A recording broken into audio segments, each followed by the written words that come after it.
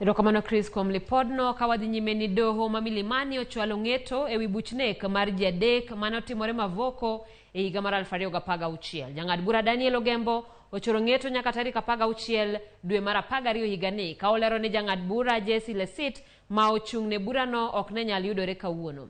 Burano mane ochwal e nyim doho higni 4 mokalo ne oyudo apisas 4 mag obila kod jachiw wach margi gi keth mar lal kendo nego kil Willy Kimani, Joseph Mwenda kod Joseph Mwiruri mane owit ringregi e aora ma Oldonyo Sabuk tarik 23 higa mar 2016.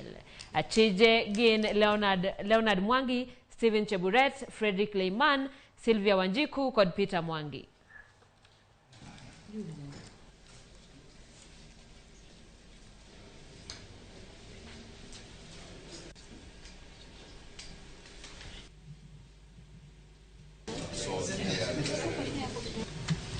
Is that the probation officer's sentence reports have been filed. They're on record, so parties can have access to those reports.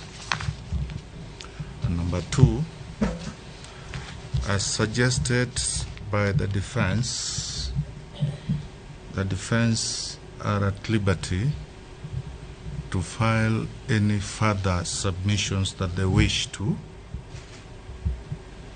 Number 3, that counsel for accused number 1 and 2 would be served to attend court before the trial judge for submissions on sentencing.